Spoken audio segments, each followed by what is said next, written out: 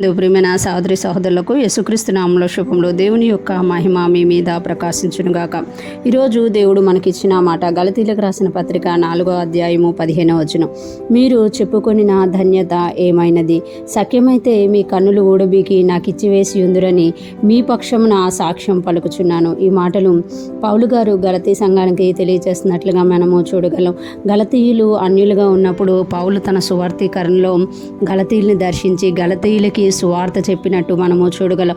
కానీ పౌలు గారు ఎప్పుడైతే వేరే ప్రాంతానికి వెళ్ళారో గలతీయులు తొందరగా వేరే సువార్తకు వైపు మగ్గిపోయినట్లుగా మనము గలతీలకు రాసిన పత్రికలో 1వ అధ్యాయం 2వ అధ్యాయంలో చూడగలుగుతాం అన్నమాట. అందుకే ఇక్కడ పౌలు గారు అంటున్నారు కదా, అంటే గలతీ సంఘాన్ని పౌలు గారు ఎంతగా ప్రేమించారు అని అంటే ఇక్కడ ఆయన చెప్తున్న మాటల్లోనే మనకు తెలుస్తుంది. మీరు చెప్పుకొనిన ధన్యత ఏమైనది అంటే పౌలు గారిని వారు చేర్చుకున్నప్పుడు పౌలు గారు వాళ్ళకు ఒక ఆశీర్వాదం అని, పౌలు గారు ఒక బ్లెస్డ్, మాకు పౌలు గారు బ్లెస్డ్, మేము పౌలు గారి ద్వారా ఆశీర్వదింపబడం, నిజంగా పౌలు గారు వల్లనే మేము ఈ దినము దేవుని సువార్తను పొందుకొని ఉన్నాము అని చెప్పుకునేవారట.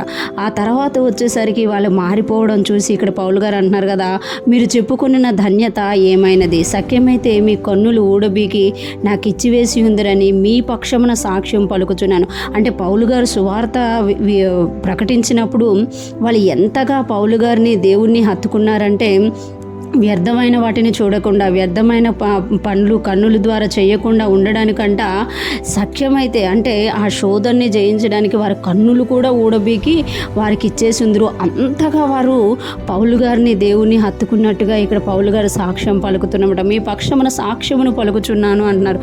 యేసుప్రభు అంటారు కదా, నీ కన్ను నిన్ను అభ్యంతరపరిచిన ఎడ్లా దాన్ని పెరికి వేయు, నీ చెయ్యి నిన్ను అభ్యంతరపరిచిన ఎడ్లా దాన్ని నరికి వేయు.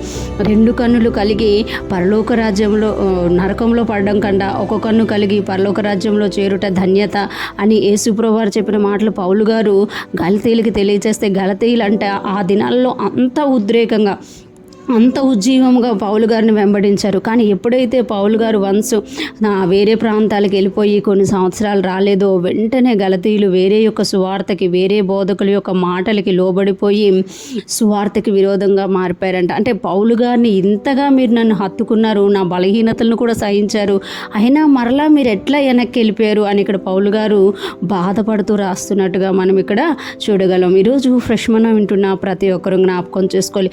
మనం దేవుని కొత్తలో దేవుని సువార్తను అంగీకరించినప్పుడు ఎవరైతే మనకు సువార్త తీసుకొచ్చారో, ఎవరైతే మనల్ని నడిపిస్తున్నారో వాళ్ళే మనకు ఆశీర్వాదకరం అనుకున్న వాళ్ళము తర్వాత వాళ్ళ మీద మనకు ద్వేషం పెరుగుతుందా? ఒకవేళ వాళ్ళ మాటలు మనకి ఇష్టం లేకుండా పోతున్నాయా? వాళ్ళు ఏదైనా చెప్పినా ఇది కరెక్టో కాదో అన్న అనుమానం వస్తుందా? అయితే మనం చెక్ చేసుకోవాలి. ఎందుకు అనంటే మనం ఉద్రేకంగా సువార్తను నమ్మామా, ఉజ్జీవపరచబడి దేవునిలో ఎదగలుగుతున్నామా అనేది ఇదే మనల్ని పరీక్షిస్తుంది అనమాట. ఈరోజు ఫ్రెష్ మనం వింటున్న ప్రతి ఒక్కరూ కూడా మొదట మనము దేవుని యొద్దకు రావడానికి కారణమైన వారిని, దేవుడు మనల్ని ఆత్మలో నడిపించడానికి వాడుకున్న వారిని గుర్తించుదుముగాక. మరలా వారి యొక్క అడుగుజాడల్లో వారు తెలియచేసే మాటల ప్రకారం నడుచుకుందుముగాక. ప్రజలకు ఆశీర్వాదకరంగాను దేవునికి మహిమకరంగాను జీవించుదుముగాక. ఆమేన్.